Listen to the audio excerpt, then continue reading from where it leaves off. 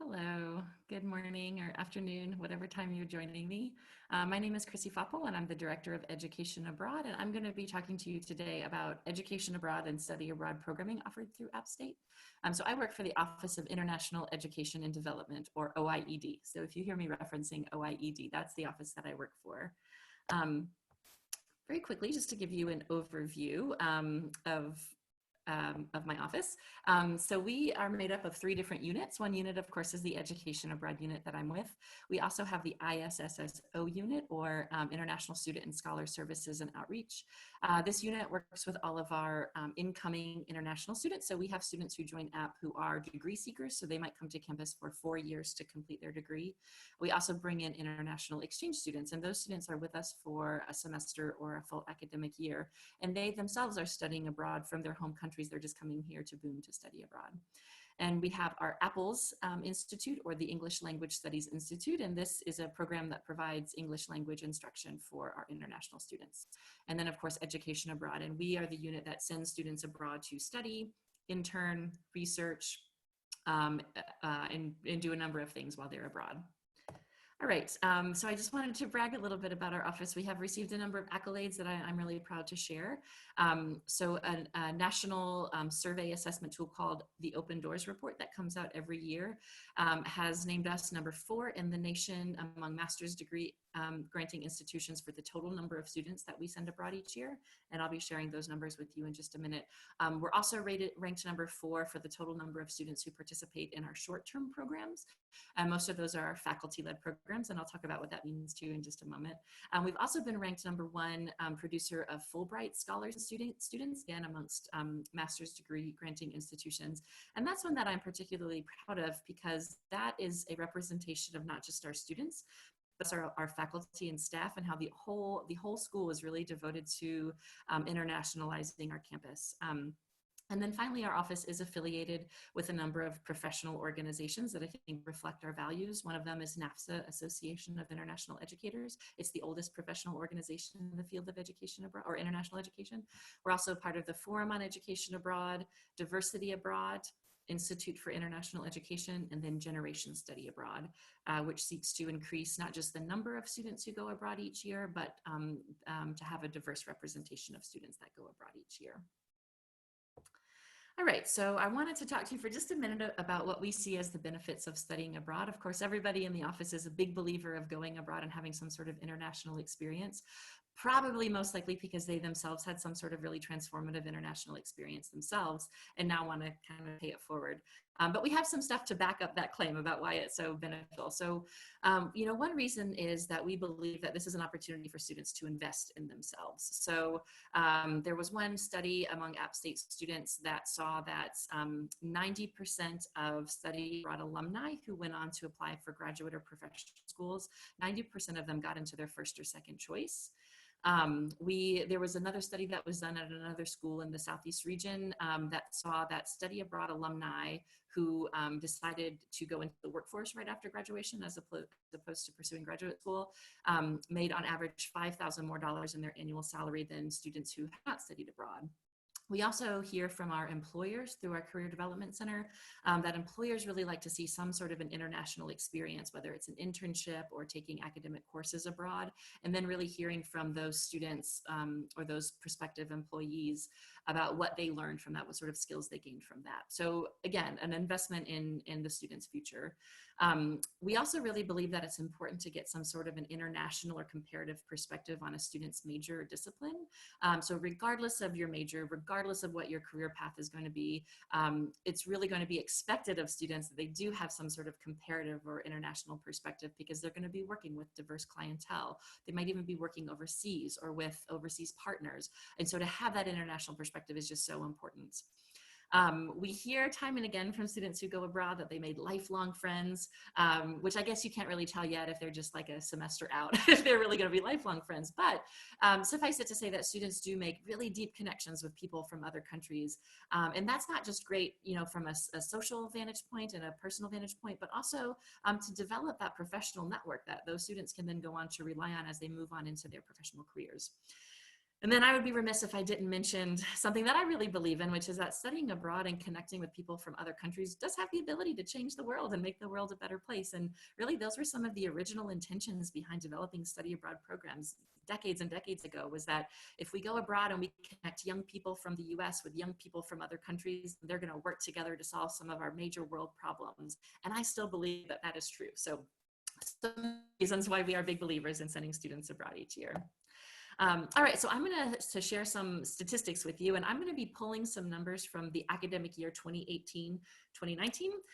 The reason being is that academic year 2019-2020 looked a little different because of COVID. So to give you a little bit more of an accurate representation, I'm going to go back one further year. So we sent 909 students abroad. We often say that we send close to 1,000 students abroad when all is said and done, and we count up those people who go abroad not for credit or internships or work or something like that. So, so here are 909 students, and we are seeing a consistent rise year after year. And I should mention too, just for a little bit of perspective, that that number represents about 25% of App State students, which is really something to be proud of. I think there's a number of other schools who work really hard. They send about 5 to 10% of their population abroad. We send 25, and I think that's really great. For a number of reasons, there's a lot of support even in our upper administration to support international efforts here on campus, and who understand the importance of that international experience. We also provide a lot of support to our students in the way of advising support, resources, and financial support. And we'll talk about that in just a minute. All right, we often get the question from students, can I study abroad because I am an XYZ major? Here on the screen, we have a list of some colleges and schools on campus, and we have sent students abroad from each of these colleges and schools. I'll give you a little hint. These are all of the colleges and schools on campus. So regardless of major, a student can study abroad. It's just a matter of us working with students to find the right program at the right time. So it might be for some students that sophomore year, spring semester, is the time that they really need to go before they get into those upper division courses. It might be junior year is really the time to go. It might be that a summer program or a faculty-led program is the right time to go, or even a spring break program that's embedded into a semester-long spring semester course. So again, that's the work on our office, to work with students to really identify the right timing and the right program for students to go abroad. Where can students go? Of course, this is a big question. We send students every year to over 60 different countries. We send students to some very traditional locations that are popular every year and by students from different US institutions. So these would be Italy, Spain, UK, Germany. These are typically some really popular and traditional locations for study abroad programming. We also send a lot of students to non-traditional destinations, and I think this is really exciting too, because if you're talking about the importance of a comparative or an international perspective, this is really one great way to get that, is by going to some of those non-traditional destinations. So in the 2018-2019 academic year, we sent students to Lithuania, to Mongolia, to Indonesia, and beyond. So as you're dreaming about, or your child is dreaming about where in the world they can study, the world really is your oyster. Okay, so the different types of programs, I want to briefly touch on each of these so that you kind of have a pretty quick grasp of what these mean. I mentioned faculty-led earlier, so these are App State faculty-led courses. They are App State courses, so they are not, there's no transfer of credit. A student is taking an App State course, they're just taking it abroad with their faculty from App State, with a cohort of App State students. We usually run anywhere from 60 to 70 faculty-led programs every year during each of the breaks between semesters. So that is fall break, winter break, spring break, and summer. And from all the different colleges and schools on campus, each one runs their own faculty-led programs. There's a pretty wide variety. Our exchange programs are, these are programs that we have established exchange relationships with different overseas partners around the world. And they are called exchange because when we send a student, let's say to the University of Lincoln in the UK, then the University of Lincoln will send us a student in their place. So they're essentially exchanging places. With this, we have different options of a basic exchange, a partial exchange, or a full exchange, which basically just is a difference of what exactly you're paying for to App State. or at App State prices. We often say that exchanges are good programs for students who are in-state students because students will always pay their tuition rates to App State, whatever they normally pay for tuition. So in-state students continue to pay in-state tuition, and out-of-state students continue to pay out-of-state tuition. And then with that partial or full exchange, those are options for students to also pay either housing or housing and meals to App State at the rate that they're used to paying, and then they go abroad. We also work with an organization called International Student Exchange Program, or ISEP. Through ISEP, this is kind of like an exchange in that students could study abroad on one of their many different programs. I think they go to 70 different countries. And again, it's an exchange, so students would be paying their regular rate of tuition to App State. There's also an option to do ISEP Direct, which means students would direct enroll in the host institution and then pay whatever tuition that host institution charges. In some cases, it might be more than what App State charges. In some cases, it might be less, just depending on what rate of tuition they have. Our affiliates are kind of like study abroad companies that we partner up with.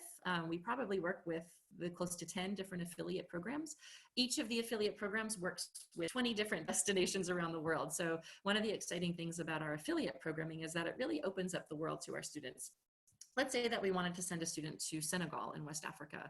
We don't have an exchange partnership there, but if a student really wanted to study there, we would be able to find them a program in Senegal through one of our various affiliate programs. With affiliates, students don't pay App State tuition. They pay whatever fee the affiliate program themselves set. And there's a pretty big variety. There is anything from $20,000 a semester, which is quite high, to even less than what in-state students typically pay. So there's a way for in-state students even to save money by going abroad. And then there's everything in between there. And so we always work with students to identify what their budget is for study abroad and then what programs would fit within that budget. Also, I'll mention with the affiliates, because I mentioned that high price tag, which sometimes shocks people. Usually those higher price tags mean that there's more bells and whistles attached. So with our affiliate programming, in that program fee, what's always included is going to be meals, and almost always, I'm sorry, not meals, tuition is always included, and then almost always housing is included. Sometimes meals are included, and then sometimes more things included. So for example, there might be cultural excursions. There might even be local cell phones that are included, or local transportation passes and things like that. So usually when we see that higher amount, that means that there's a lot more included that students would probably spend money on anyway. It's just all wrapped up in one fee. Affiliates also offer a lot of support, such as airport pickup and drop off. They always have on-site staff. They organize local cultural excursions so that students don't have to organize their independent travel. If they wanted to, they could go with one of these already organized excursions. And then finally, I will mention our suite of virtual programming that's pretty new to our portfolio here. We do offer a lot of different types of virtual programming, and this is really something that we've started focusing a lot on in an age of COVID, where we right now aren't sending any students abroad, but we still want to offer programming for students to get that international experience and that international perspective. So a number of our affiliate providers offer virtual internships and virtual courses, or a combination of both. A number of our faculty-led programs are pivoting to a virtual format.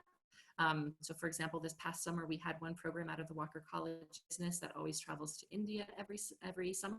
And this past summer, they traveled there virtually and were able to still fulfill all of their learning outcomes and goals and objectives through that virtual format. So there's a lot of ways to do this. So even if a student wanted to go ahead and dive into the world of international programming and they wanted to start with virtual and then move on to something else, that would also be a great way to do that. So these are all of our sort of mainstay traditional programs. We also have a portfolio of some non-traditional programs that we have students who are interested in each semester. We offer internships, international internships for students to intern abroad. We offer international student teaching. This is something that many of our education majors take advantage of. So students are able to, out of their 15-week requirement to do student teaching, there's an agreement where they can do 10 of those in North Carolina, and then 5 of those weeks they can do abroad. And we have some really great locations and really great partnerships abroad for those student teachers. We have a number of students who go abroad and do some international research, and we do have some support from our Office of Student Research on that. And then service learning as well. Service learning and volunteer work. I mentioned that because the real difference between service learning and volunteer work is that with service learning, there's typically some sort of a course attached to that service learning project that allows students to have regular check-ins throughout the service learning experience. There's a reflection component, and then there's also credit that's involved with that. So students can go abroad, do service learning, and then get credit transferred back from that experience. Okay, so there's always the question about how do I fund my study abroad program? And there really is a myth out there that study abroad is incredibly expensive and it's only for a certain select group of students. And that might have been the case decades ago when study abroad was kind of first forming, that it really was for the elite. And that's just not the case anymore. We have so many different models of program and ways to go abroad that there is a huge spectrum of how much a study abroad program might cost. And I mentioned earlier that we have some programs that are even less than in-state tuition, so students can even go abroad and spend less than they would if they were here on campus. One thing I'll mention is that any financial aid that students already received, almost any financial aid that students already received to go to school at App, almost all of it is going to transfer abroad with them when they go abroad, and we have a certain process to make sure that money transfers over. We also offer a number of scholarships that are scholarships specific to a study abroad experience. So just to kind of give a quick overview of those, our office always offers quite a bit of funding. So OIED scholarships, the office that I belong to, offers quite a bit of funding. We have scholarships that range in amount from about $250 to about $2,000. We offer really comprehensive support, advising support to help students through the scholarship process, to help with essays and you know, just preparation. One of the really great things too about the scholarships through the OIED is that we only have one scholarship application that students have to complete, as opposed to completing 20 different scholarship applications, because we have 20 different scholarships. But there's one application that our office determines which ones they're most eligible for, that will get them the most money. There's also a number of departments on campus that offer their own scholarships to go abroad. So I know Beaver College of Health Sciences, they really support international programming, so they offer scholarships.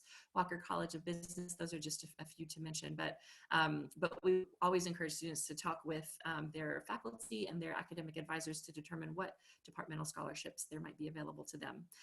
And then national scholarships as well. There's quite a few that we help to advise for. And then there's another office on campus, Nationally Competitive Scholarships, or NCS, that also helps students through the process of applying for some of these national scholarships. So a lot of support there. National scholarships usually means that they're more competitive because there's a bigger group of students applying for them. It's not just App State students applying for these scholarships, but students from all across the nation. The upside to that, though, is that because they are national scholarships, there's often more funding attached to them. So just to give you an example, there's one program that we love to work with called the Gilman. This scholarship is available for Pell eligible students. So high financial need, and then beyond that, the Gilman really values diversity, and diversity can mean so many different things. It can mean a diverse student group. It can mean diverse location where students are studying. I mentioned before some of those non-traditional destinations. It can even mean diverse discipline or path of study. So, if you're studying something that like engineering, for example, or something that doesn't often get represented in study abroad programming, that would be a great, that also represents diversity here. So with the Gilman, it is up to $5,000 a semester, and it can even be an additional $3,000, so a full $8,000 if a student is studying what the US government deems a critical need language. So let's say a student goes abroad and they're studying Arabic, they could get up to $8,000 for a semester. So I've known students who have received the Gilman, and they have made a little bit of money off of it because it covered all of their tuition, housing, meals, airfare, and then some. So that was just one example. We have many, many more, and we offer a lot of support to help students identify the scholarships that they might be eligible, and then work through those application processes. And then just to give you some insight into the amount of funding that we award, again, going back to academic year 2018-2019, this is the amount just awarded by OIED alone. This does not include departmental scholarships. It does not include national scholarships. That number would be much higher if we were including all of that. So this is just to show you that we do have a lot of money to give out, and we really encourage students to take advantage of it, because this money is set aside specifically to support study abroad students on study abroad programs. All right, I mentioned virtual programs before, but we also have a number of ways for students to connect to the world from here in Boone. And this is for either students who study abroad or want to study abroad, or even students who don't want to study abroad, but they're just interested in the world at large and connecting with international students and international ideas. We have a student group called International Appalachian, or INTAP. Again, this is made up of students who want to study abroad, students who have studied abroad, or students who are just interested in the world. And they do so many fun things throughout the semester. They really work well with our office to develop a great portfolio of events and support for our international students and support for students who want to go abroad. We have iPals, International PALs, so a way to connect local students with international students. Education Abroad Ambassadors are students who have gone abroad, and now they do certain projects with our office to help promote study abroad across campus. Every year we have International Education Week, and that is a nationwide week's worth of activities where we really promote education abroad, international students, and internationalization in general. It usually falls in November. This year, because it's going virtual, it's going to be in October.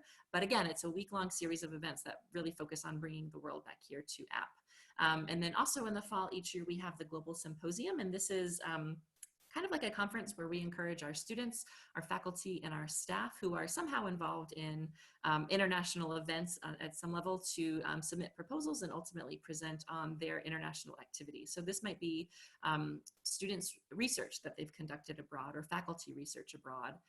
It might be students who have been involved in some sort of neat international program.